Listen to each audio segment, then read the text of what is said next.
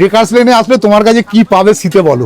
দেখা গেলে সোনুদাতা আজও পর্যন্ত সবাই জানে 22 রকম মাছের জন্য এবং মটনের জন্য বিখ্যাত। এছাড়া শীতের মরশুমে শীতের খাবার নিয়ে এসেছি, যেমন খিচুড়ি আছে, ফ্রাইড রাইস আছে, পোলাও আছে, এছাড়া তো চিকেন, মটন, এছাড়া চিলি চিকেন, তোমার লাঞ্চ আইটেম ওদিকে ভর্তি সাজিয়েছো দেখছি, একদম ওদিকে ব্রেকফাস্টের ব্যাপার আছে। তো এখানে কি কম্বো রেখেছো একটু দেখাও। এখানে যেমন এই যে এটা আছে খিচুড়ি, ও কি সুন্দর লাগছে গো, একদম গরম গরম ধোঁয়া উঠছে। একদম শীতের খিচুড়িতে কি দিয়েছো? যেমন শীতকালে যত সবজি পাওয়া যায় যেরকম সবই সবজি আছে, যেমন আছে ফুলকপি আছে, ক্যাপসিকাম আছে, মটরশুঁটি আছে, বিনস কড়াই আছে, গাজর আছে, কাজু কিশমিশ সবই আছে এর মধ্যে। এই খিচুড়িটা কি তোমার কম্বো হিসেবে বিক্রি করছো নাকি? হ্যাঁ, খিচুড়িটা আছে কম্বো হিসাবে, যেমন আছে খিচুড়ি থাকবে, সবজি থাকবে এক রকমের, কিন্তু সবজিটা রোজ চেঞ্জ করে করে হয়। আচ্ছা, ও এটা তো গাছ পাঠা গো। একদম একদম আজকে গাছ পাঠা হয়েছে। ও লাভলি।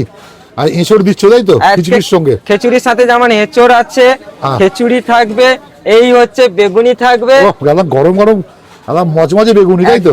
আর এই হচ্ছে কাজু কিশমিশ টমাটো দিয়ে চাটনি থাকবে। আচ্ছা, তাহলে এই কম্বোটার দাম কত? এই কম্বোটার দাম মাত্র 30 টাকা। 30 টাকায়? 30 টাকায়। বাহ, তো 30 টাকায় এত সুন্দর কম্বো খেতে গেলে মানুষ কোথায় আসবে একটু ভালো করে অ্যাড্রেসটা বলো।